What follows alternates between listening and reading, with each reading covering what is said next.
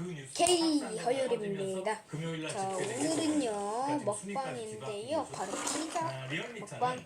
토요일을 제외하고 금요일부터 일요일까지 매일 500명을 입니다. 상대로 6일 동안 피자 연속 왔다. 조사를 해서 무게 데이터를 이 냅니다. 피자의 아까 이름은 처음 메가 불러주신 피자. 대로 한게 이름하여 주간 데이터고, 젤 꺾은 피자입니다. 컨그레스는 하루 7 본 그럼 건데요. 인트로 가시죠. 적폐 수사하겠다. 이거 정치 오케이, 도구가 아니라 인트로 사과하라라는 이 알립니다. 청와대와 대통령과 자, 요 윤석열 제품은 후보간의 정면 충돌 인트로 양상이 그렇게 파급력이 컸던 거죠. 메가 피자라는 이제는 뭐 덮어버리는 제품인데 물론 이련이와 이재명 후보가 격차가 줄다가 제품명 심지어는 메가 크로스가 피자 발생하고 원산지는 그 여진이 인도네시아입니다. 겁니다.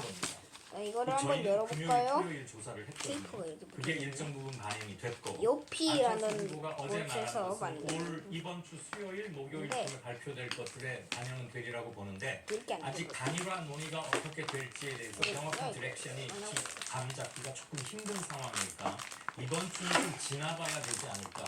그리고 양측의 그냥 논의의 양상과 이러면 된다. 수에 따라서 그냥 종이를 뜯어버리면 된다.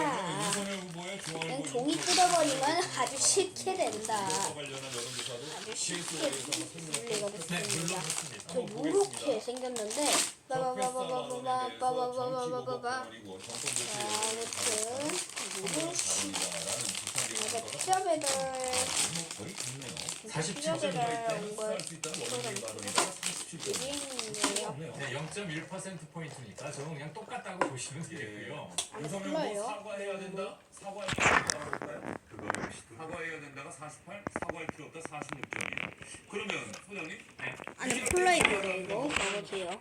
아주 균등하게 거의 균등하게 나뉘는데 보이시나요? 지지율 여론조사에서 콜라입니다, 오히려 이거. 윤석열 후보에게 부정적으로 나온 거죠. 민주당 지지자 중에 또는 자, 아무튼 그래가지고 국정 운영을 잘한다고 긍정적으로 이거를 평가하는 사람 중에 그동안 이재명을 바로 지지하지 뜯어보도록 않았던 사람들이 적폐 하겠습니다. 수사와 뜨는 거 대통령의 찾았어요. 사과로 정면 충돌 외곽 쪽에 엄청 양상이 파여 있는 데가 지켜야 있네요. 되겠다, 결집해야 되겠다 야야야야야야. 모이는 거죠.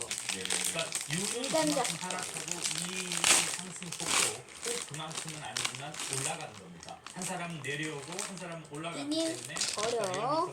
금요일 자, 하루에는 요렇게 생겼는데 뒤바뀌기까지 했던 거죠. 예. 자 그러면 이광희 소장님 말씀 듣다 보니까 제가 이렇게. 좀 궁금증이 있어요. 네. 각 정당에서 냄새는 우리가 아는 그 냄새예요. 대선이 뭐 23일 남았는데 우리가 아는 그 그러면 피자 냄새가 아니라는 거. 이런 어떤 전략들을 쓰겠구나 싶은 게 우리에게 유리한 소재가 그 뭐냐, 있으면 그거 그거를 이제 냄새 계속 나는데? 이슈로 만들어서야 되겠다. 그것만 계속 햄버거 얘기하는 거예요. 젤리 냄새? 그러면 햄버거 젤리 우리에게 냄새 불리한 나는데? 이슈가 발생한다고 하면 이걸 빨리 전환을 시켜야 돼요. 맞아 햄버거 젤리 냄새 나. 그러한 것들이 선거 그런데 이거는 한 조각 정당이나 뜯어가지고. 그렇게 한다고 해서 마음대로 되는 오 건 진짜. 국민들의 반응, 여론이 어떻게 반응하냐가 선거 정국의 쟁점을 바꿔버리는 건 아니겠습니까? 뭐야? 그렇습니다. 지금 민주당이 선거 프레임을 아주 잘 걸고 있어요. 정치 보복 프레임으로 중도층에 지금 여러 가지 분노를 자아내고 있고 지지층을 결집시키는 정말? 노력을 하고 있다라고 보여지는데 저는 뭐 말씀드리기는 상당히 뭐 길겠지만 기본적으로 원론적인 언급에 대해서 정말 이렇게 민주당이 생겼는데. 많이 하고 있다라는 생각이 좀 듭니다. 저는 여론조사를 볼 때 대략 네 가지 수치를 봅니다. 하나는 지지율 차이입니다.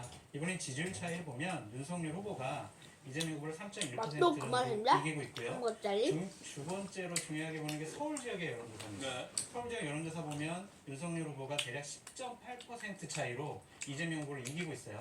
그리고 세 번째로 중요하게 보는 게 중도층의 여론입니다. 중도층의 여론도 아직은 윤석열 후보가 15.4% 차이로 이기고 어디 있습니다. 겁니까? 말씀하신 지금 KSOI에서 조사하신 거예요. 근데 상당히 좀 제가 우려스럽게 본 건 뭐냐면 차기 대선 성격과 관련된 추이예요. 이번에 50%가 깨졌거든요. 지금 국정 심판론이 47.7, 국정 안정론이 42.5, 대략 5% 차이입니다. 국정 정권 교체론, 국정 심판론이 대략 50% 이상 나왔었는데 이 부분이 저번 조사보다 대략 5% 이상 그러면 하락을 피자는 했어요. 한번 접어 이 먹어볼까요? 부분을 국민의힘 측에서는 좀 유익 있게 봐야 된다.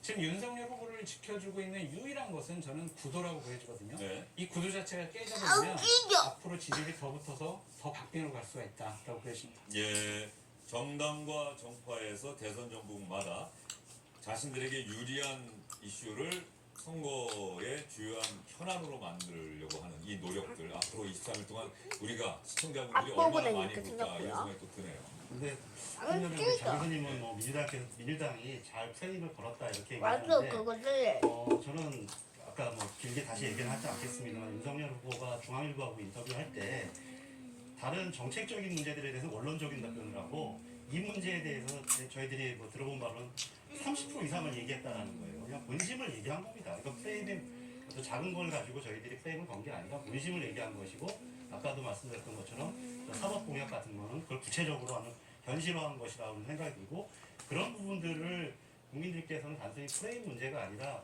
굉장히 이 과거로 돌아가겠구나. 굉장히 위험한 이전에 그 피비린내라든 고철수로 돌아가겠구나.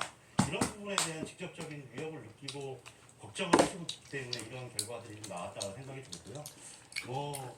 저 정권 심판이냐, 정권 국정 안정론이냐 이런 여론조사 때마다 왜 저걸 넣는지도 조금 궁금할 때가 있어요. 왜냐하면은 이제 정부가 끝나가는 마당에 저 질문 자체를 어떻게 하느냐에 따라서 다 다르지 않겠습니까? 지금 코로나 위기 시국에 정부 기정 안정되게 필요하겠습니까? 라는 질문과 단순히 치즈를 정권 교체가 부어나기 위해 필요하겠습니까? 안 조금 찔리지 않은 필요하겠습니까? 건가? 이런 질문들은 굉장히 반응들도 다르다고 찔겨, 생각이 이거. 들거든요.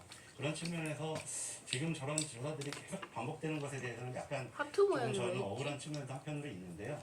지금 장 교수님 말씀하셨던 것처럼 지금 겉에 세대 붙어있는 자체가 젤리만 국정의 안정이 먹었어요. 필요하다는 것, 특히 이제 코로나19가 장기화되고 오미크론 환자 확진되면서 더 소상공인이 굉장히 지금 몰락하고 있는 상황에서 이 국정의 안정이 필요하다는 부분들이 저희들이 계속 주장해왔던 건데 이제 국민들께서 조금 더 알아주시고 있는 상황이 아닌가 이렇게 보여집니다. 예, 그거는 이광희 소장이 답변하셔야겠네요. 왜 그 설문을 포함시키는지. 예. 그것과 함께 두 가지를 말씀드리고자 합니다. 아까 앵커께서 아젠다 세팅 네. 중요성을 말씀하셨는데 의제 설정 능력과 그다음에 그 의제를 계속 끌고 가는 것, 이른바 이슈 파이팅이라고 하잖아요.